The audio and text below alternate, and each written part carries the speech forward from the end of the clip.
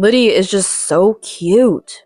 The voice becomes clear as the door opens, and at that name coming from Quimby's mouth, I froze. I wondered who it could be, but hearing that name confirmed it. The woman's voice was indeed my sister Liddy's. Quimby foolishly kept calling Liddy's name over and over. Shivering, I snapped to my senses. I realized I had to capture this scene on video. So, I firmly recorded the evidence on my smartphone and quietly left the spot. After a while, the two of them came out of the bedroom.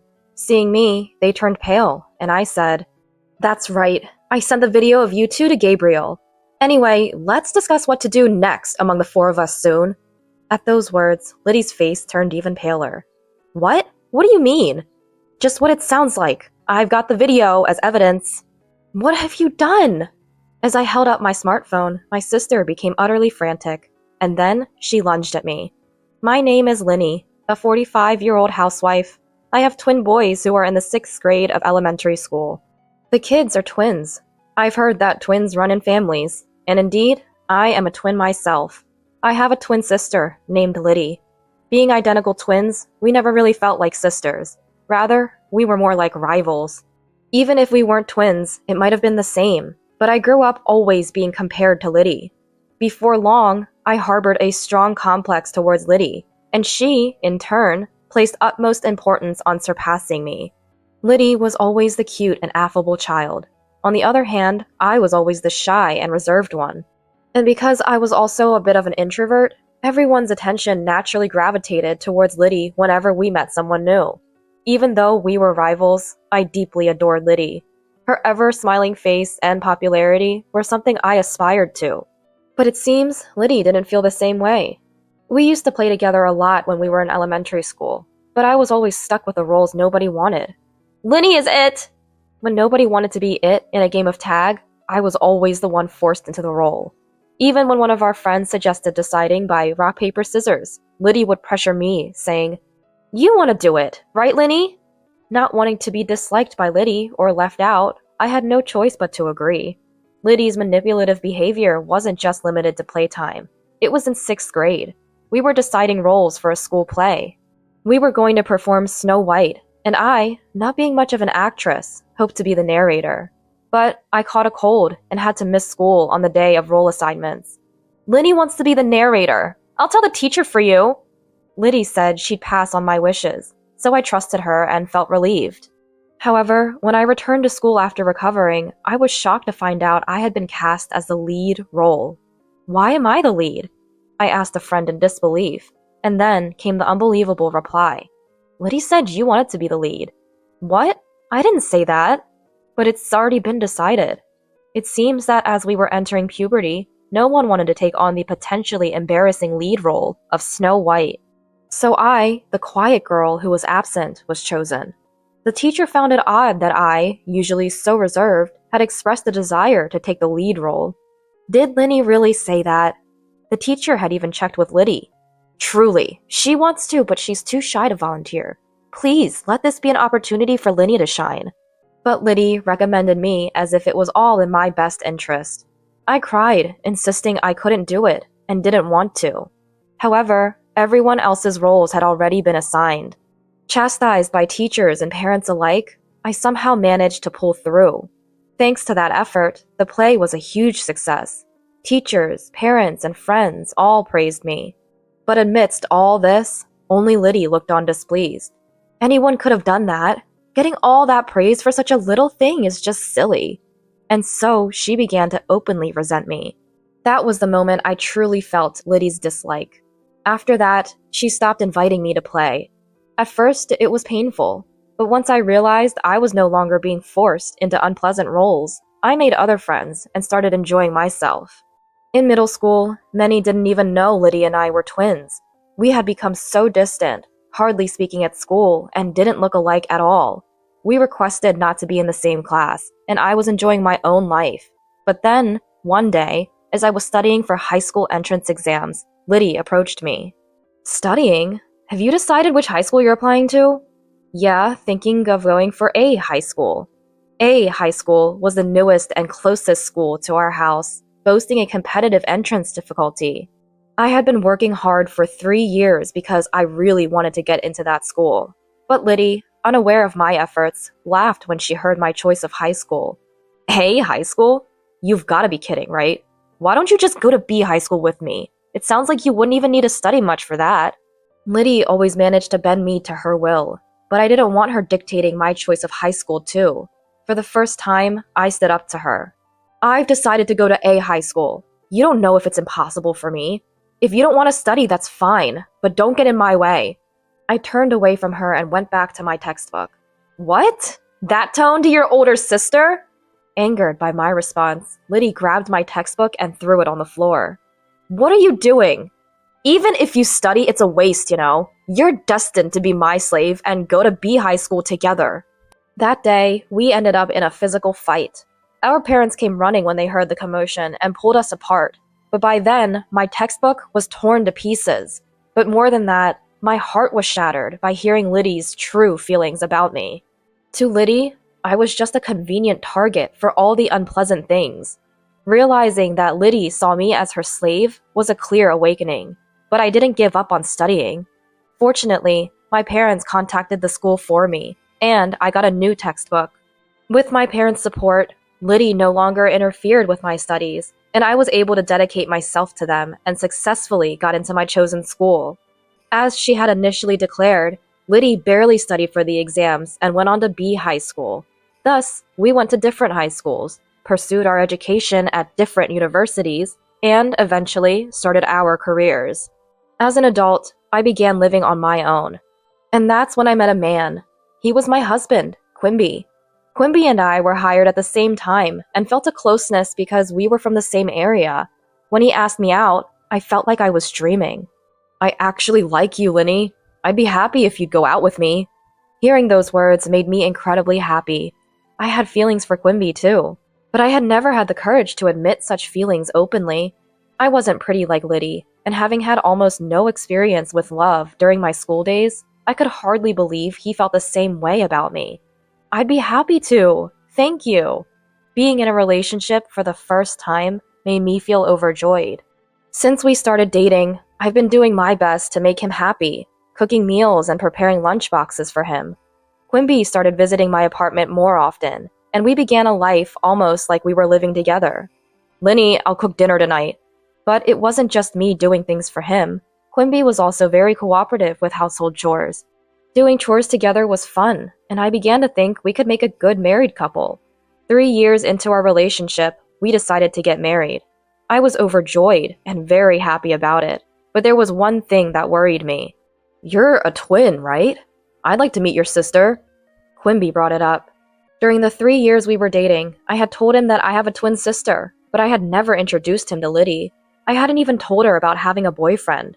Since that big fight in middle school, there had been a deep rift between us. Yeah, that's right. But if we were getting married, it was inevitable that Liddy and Quimby would meet. The thought of how Liddy might scorn us made me anxious, but I knew I had to introduce them at some point. What? Married? Since when? And when I finally called Liddy, after a long time, she seemed surprised by my news and raised her voice.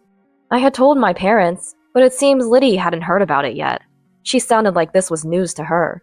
Yeah, and I want to introduce Liddy to the man I'm going to marry. I'm busy, you know. Well, if you insist, I guess I could meet him. Liddy was as condescending as ever, so I asked her to make some time for us. Liddy hadn't changed since we were kids. I figured I had to be the adult and humble myself. We went back home to meet Liddy on her day off. Quimby suggested we all have a meal together with our parents, so we arranged to meet at a restaurant. And then, on the day, we went to the restaurant, but even when the time came, Liddy didn't show up. Liddy's late. I thought she said she'd be on time. Sorry, Quimby. Don't worry about it. She'll show up eventually. Let's just wait a bit longer. Both my parents and I felt bad for keeping Quimby waiting. 15 minutes past the scheduled time, Liddy showed up in a flashy dress. Sorry, did you wait? We did. What's with the outfit? Well, it's kind of like a meet and greet, right? Thought I should dress up. I couldn't help but be exasperated by her. Not just me, but our parents just gave a wry smile. If she knew it was a meet and greet, I wish she hadn't been late without even messaging. Especially not for the sake of getting dressed up. seemed immature for an adult. But wanting to keep the peace, I swallowed my words. We introduced Liddy and Quimby to each other. Wow, Linny, you've snagged a good-looking one. Working at the same place means he must be earning well. Liddy made several rude remarks to Quimby on their first meeting. What do you do in your free time? With Linny? No, before you started dating Linny. She grilled Quimby like it was a speed dating session. Despite our parents' attempts to stop her, Liddy kept going, saying, "It's fine, I want to know what kind of man Linny's husband will be." Quimby was gracious, saying, "Don't worry about it," and entertained Liddy throughout. By the end of the meal, I was exhausted and sighing. However, it didn't end there. Liddy's quite the character, huh? Opposite of Linny. I always say we're the least alike twins ever. When I responded with a forced smile, Quimby said, "Maybe you should take a leaf out of Liddy's book. She's always smiling, good at conversation, and cute. If I'd met her first." I was shocked at what he meant. I had told him about my discomfort with Liddy. To hear him say this, knowing that, was deeply shocking. "Why don't you marry Liddy then? She even said you were handsome." When I snapped back like that, he hurriedly apologized. Sorry, it was just a joke. I'm glad I met Liddy, and I don't have any special feelings for Liddy." "Then you shouldn't say things that praise Liddy and put me down." "It was a joke!" Quimby apologized like that. I was shocked, but I wasn't going to call off our engagement over something like this. I just hoped he understood. Right after that, he said, "But Liddy is a nice girl. It's not good to be jealous of your sister. Let's all get along as a family now. We're adults. Things are different than they were." I had my reservations, but I knew our parents wanted Linny and me to get along, but I wanted Quimby to be on my side. Why was he trying to bring me and Liddy closer? But it's not like we'd be interacting much anyway. Arguing seemed too troublesome, so I just nodded along to Quimby's words. A few days later, I got a message from Liddy. "Isn't Quimby too good for you? Should I take him off your hands?" I was chilled by her message. "What are you talking about?" I replied instinctively, and she called immediately. "Just what I said. It's unbelievable someone as dull as Linny would get married before me." Liddy insulted me over the phone and laughed. "He's high-earning and well-educated. Why not hand him over to me? We're twins. We've always shared everything." "Don't say stupid things," I yelled back at Liddy. I couldn't stand Quimby being treated like an object, nor the notion that we had always shared everything. That's ridiculous. I was always just someone for Liddy to dump the things she didn't want on. That night, I told Quimby about this, warning him to be careful around Liddy, but Quimby seemed to take it lightly, laughing off my words. "It's nice to be liked that much. Don't worry, Liddy's not serious." "It's not funny. You don't know what Liddy might do." "Do you doubt my feelings?" "It's okay because I said it's okay." Despite him being such a wonderful person, I felt like Quimby had changed after meeting Liddy. Quimby would affirm everything when it came to Liddy, just because she's my sister. Other than that, he was the same wonderful partner as always, but I was dissatisfied with how he changed whenever Liddy was involved. "Don't worry so much." But as Quimby said, if he himself didn't sway, there was nothing Liddy could do. Feeling unsettled by her words was proof I hadn't fully trusted Quimby. So, I was admonished. Indeed, he was right. I decided to trust Quimby and ignore Liddy's words. Even afterward, Liddy sent me spiteful messages, but I never replied. Fortunately, Liddy didn't interfere with us, and I prayed we could become wonderful sisters while leading a happy married life. Years went by. After I turned 40, my parents told me that Liddy had gotten married. By then, I had blocked her and wasn't in contact. Although we occasionally saw each other at our parents' home, Liddy would insult me. Being nearly 40 and still unmarried, Liddy had become resentful towards me, and it seemed she was avoiding me as well. I thought Liddy, being quite picky, wouldn't marry, but I was genuinely glad for her when I heard she had found someone. I realized how terrible I had been when Liddy got married, only after I got married myself. Moreover, through my parents, Liddy apologized to me. After that, we started communicating again. Indeed, Liddy had changed, becoming much calmer than before. It was as if she had returned to the Liddy I once loved. I never thought the day would come when Liddy and I could laugh together again, so I was very happy. Liddy even introduced me to her husband. He was about 5 years our senior, named Gabriel. He seemed to care for Liddy deeply, which reassured me. Having both married, Liddy and I became closer. Our parents were very happy to see us getting along. I wanted to make up for the time we had spent apart. Then, a few years later, something happened. I became ill at work and had to leave early. I wanted to inform Quimby, but he was out on business, so I left a message with a colleague. I went straight home. Upon entering the house, I immediately sensed something was off. It felt like there was someone inside, even though the house was supposed to be empty. Could it be a burglar? That thought flashed through my mind as I quietly entered. Listening closely, I could hear noises and voices coming from the bedroom. As I stood silently in front of the bedroom, I recognized Quimby's voice coming from inside, but I couldn't bring myself to speak up. The nature of his voice drained the blood from my face. It was unmistakably the sound of an intimate moment. The creaking of the bed confirmed my fears. I didn't need to see inside to know what was happening, and my hands trembled. However, if Quimby was cheating, I had to catch him in the act. With that thought, I carefully opened the door with my smartphone in hand, ready to record. What I saw inside the bedroom was even more shocking. Liddy is really cute, isn't she? The voice became clearer as the door opened. Hearing Quimby say her name, I froze. Now that he mentioned it, the female's voice was indeed Liddy's. Quimby kept foolishly repeating Liddy's name. Trembling, I recorded the scene and quietly left. I sat in the dining area in shock for a while. I was supposed to be home early due to feeling unwell, but that shock made me forget my illness. Staring blankly at my phone, I just waited for this nightmare to end. Then, a few minutes later, the bedroom door opened. "I'll head back to work now, so lock up," said a voice. "Okay. It'd be nice if we could live together soon." Hearing this, I hurriedly stood up. Noticing the noise, Quimby and Liddy saw me in the hallway. "Linny, why are you here?" Quimby exclaimed, turning pale. "Why? This is my house, right? But why is Liddy here? Aren't you both supposed to be at work?" Liddy looked away for a moment, but then smirked defiantly. "Why do you think? You wanted it from my own mouth, didn't you?" "Liddy!" Quimby tried to stop her, but Liddy wouldn't be silenced. "I've always hated how you look down on me. Happiness and Quimby don't suit you. I'll take everything." With that, Liddy declared. I just smiled at her words. "Is that so? Then I'll give you Quimby." Liddy, but don't think you can take my happiness." Liddy seemed annoyed by my retort, glaring at me. To that, I continued, addressing her directly. "Yeah, I sent the video to Gabriel. Let's discuss this as a group of 4 sometime soon." Liddy's face turned pale instantly. "What do you mean?" "Just what I said. If you want Quimby, Gabriel should know about this, shouldn't he?" "What have you done?" Liddy lunged at me. "Liddy, calm down!" "How can I calm down?" Quimby tried to stop her, but Liddy was beyond reason.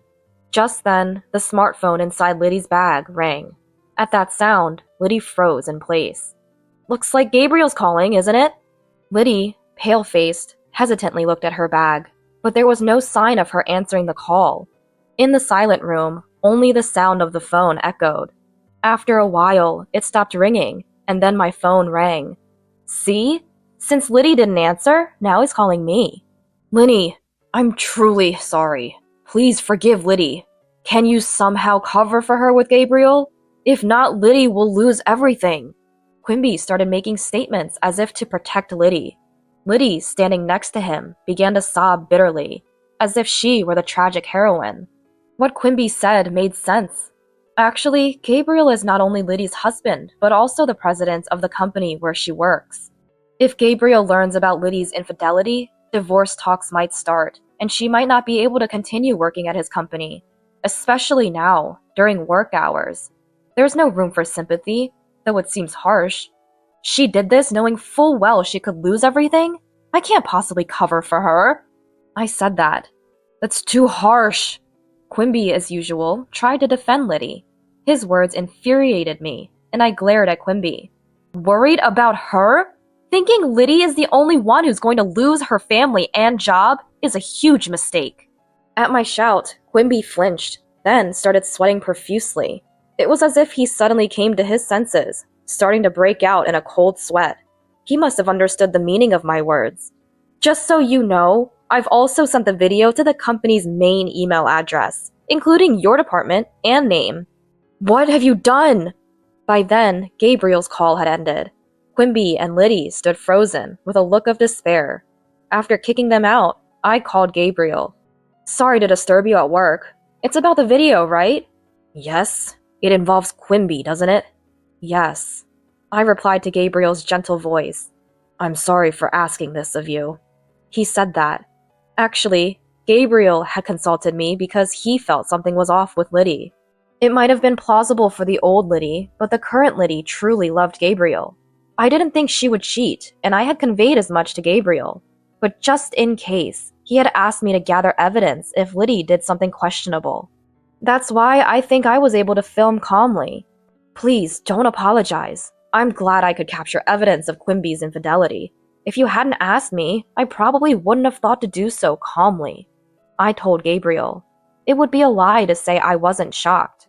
It's shocking enough to discover an affair, let alone with one's own sister. I had every right to be angry. My sons will be home soon, so let's talk another time. I told Gabriel and hung up. Tears flowed endlessly, but for my sons and for my own future, I knew I had to be strong. That day, I went about my usual routines, and when the kids had settled down for the night, Quimby came home. Were you with Liddy? I asked him, and Quimby, clearly in a bad mood, snapped back at me. I got called into HR because of you. The decision on my punishment will come later. What are you going to do about this? The way Quimby turned the blame on me, making me out to be the villain despite his actions, made me almost laugh. Crying over such a man was a waste of time. There's nothing to be done. Do as you please. You understand the situation, right? If we divorce, I'm taking the kids. Still want a divorce? His attempt to use our sons as leverage was pathetic, and I told him so. What are you talking about? You think you'll get custody after likely losing your job? Divorce is a foregone conclusion. Stop being ridiculous. Quimby had nothing to say. Of course. Getting caught in adultery during work hours? Dismissal seemed inevitable. Was he still so clueless about the gravity of his actions? If that's the case, then he's incredibly foolish. I'll be leaving tomorrow. Wait a minute. Can't we consider starting over? Can't you forgive just one affair? Quimby, now taking a submissive stance, began apologizing to the assertive me. One time? I asked back. According to Gabriel, Liddy's behavior had been odd for several months. Given Gabriel's job involves mostly being out for sales, there's a good chance she might have been returning home like this. Just one? Quimby responded weakly to my question, his eyes darting around. From the lack of confidence in his answer, it was clear it wasn't just once. It felt ridiculous to pursue it any further, so I dropped the subject. The next day, I told my sons about Quimby's infidelity. They are in 6th grade now, old enough to understand that hurting and betraying others is wrong. I apologized for having such a conversation at this sensitive time in their lives, and they said they wanted to talk it over alone and went to their room. After just a few minutes, they came out with their bags packed and said, "We're on your side, Mom." I couldn't help but cry. The boys laughed and comforted me as I apologized again. Then we went back to my parents' house. My parents were speechless when they heard about Liddy and Quimby's actions. Despite being happy that we had become close as sisters again, I felt sorry, but Mom apologized to me, crying. "Liddy hasn't changed after all. I'm sorry for always making you endure her." "Cut ties with both Liddy and Quimby. We will keep our distance from Liddy to the bare minimum," Dad said, and I felt relieved. From that day, I started commuting to work from my parents' home. Quimby, perhaps on suspension, didn't come to the office but called me multiple times instead. Ignoring him as I didn't have time to deal with it, he began to send messages day and night. "I love you, Linny. Let's live happily as a family of 4 again." I was insane. I was just deceived by that woman. "I don't know how to live without you, Linny." Perhaps these were what you'd call Romeo emails. I was almost fooled for a moment, but thanks to my sons laughing uproariously at those messages, I realized how ridiculous they were. However, I couldn't ignore him forever. Eventually, I had to meet him to sign the divorce papers. I made plans to meet Quimby at a cafe on my day off. Choosing to meet at a cafe instead of going home was Gabriel's advice. He said that being in a public place would help keep the conversation calm. When Gabriel and Liddy arrived at the cafe together, Liddy had become so thin in just a few days. She looked like a different person. She must have fallen out of favor with Gabriel. Serves her right. Now, both Liddy and Quimby, please sign the divorce papers. It seemed Liddy was also reluctant to divorce. To the two hesitating to sign, Quimby said, "It's a misunderstanding, Gabriel. It's your choice to divorce, but we won't." "Are you still saying that? My sons and I no longer consider you family," I retorted. I addressed Quimby's desperate attempts. Gabriel sighed deeply and said, "You could go to court, but it's clear you'll lose, considering the alimony and legal fees for the divorce trial. Can you afford it?" "Alimony for the divorce trial? Of course. You both betrayed your families. Liddy to me and Linny. Quimby, you'll have to pay us a proper settlement in the divorce trial." Liddy started trembling silently. Her silence and weight loss now made sense. "What am I supposed to do? I might be fired. How can I pay?" Quimby began to argue, pale-faced. "You did this to yourself. Besides, you owe child support for both kids. Right, Liddy?" At my words, Liddy flinched. "You wanted to live together, right? You're welcome to have the house." I laughed loudly. "And don't forget the mortgage payments!" Quimby was taken aback, probably having forgotten about the mortgage. Both sat sweating, pale, and silent in front of the divorce papers. Later, Gabriel introduced me to a lawyer, and I managed to claim alimony and legal fees, and finalized the divorce. Quimby, who had resisted divorce so much, proposed to Liddy immediately after our divorce was finalized. I knew he had liked Liddy from the start. When did their affair turn serious? Hearing this, I felt nothing but disdain. Meanwhile, Liddy, who had genuinely loved Gabriel, was abandoned, and eventually lost her job too. Why did she end up with Quimby, despite loving Gabriel so much? Remaining puzzled, I asked Gabriel about it. He hesitated before revealing, "Actually, she started complaining about you a few months ago." "Really?" "Complaining about how you, who are useless, got married and even have kids. It's extravagant," he explained. Could it really be because of that? I wondered. But considering Liddy's personality, it wasn't impossible. Yet, the thought that she went to such lengths just to set me up was horrifying. "It was because I thought you might be in danger that I consulted Linny, but I never imagined it would lead to this with Quimby. I'm truly sorry," Gabriel said apologetically. "It's okay, it's over now. And Quimby is to blame for taking up Liddy's invitation as well." That concluded our conversation. Gabriel and I agreed to keep in touch for updates on the divorce compensation and legal consultations. According to him, the two burdened with a substantial amount of divorce compensation ended up marrying and living together. Liddy was abandoned by her parents and had nowhere else to go. It seemed she reluctantly accepted Quimby's proposal because she had no family left. From what the lawyer told me, Liddy couldn't accept that she ended up divorcing Gabriel and marrying Quimby, whom she didn't love, because of me. The lawyer mentioned getting hurled with abusive language every time he called her. While I felt sorry for the lawyer, he continued to support me firmly, perhaps because of Gabriel's presence, and I couldn't be more grateful. For a while, we'll still have to make calls to demand the divorce compensation, and it seems I'll continue to rely on their support. 5 years passed. The divorce compensation and child support were being paid on time, and my emotional wounds had largely healed. One day, after a long period of calm, the lawyer contacted me. "Liddy says she has something to talk to you about." I refused. Knowing her, it would likely end up with her using me as a verbal punching bag for stress relief. I decided never to trust or forgive Liddy again, and asked the lawyer to convey my refusal. However, Liddy insisted it was urgent, and Quimby also requested a meeting on her behalf. Given their persistence, I reluctantly agreed. However, lacking the courage to meet them alone, I contacted Gabriel, feeling somewhat guilty for doing so after such a long time. He gladly agreed to accompany me, and so I met with them after a long while. Quimby and Liddy were sitting at the cafe with a solemn demeanor. When Liddy saw my face, she looked slightly relieved. "What's this about? Why did you call me here?" I asked, and Liddy said, "Actually, I've developed renal failure and need to undergo dialysis." I was taken aback. "It's your fault!" "No, both of your faults, that Liddy ended up like this. She couldn't sleep without drinking alcohol, and yet because of the divorce settlement payments, she had to work. Your actions have destroyed her health." Quimby angrily blamed us, but I thought it was their own doing. Gabriel seemed to agree, as he sighed and looked exasperated.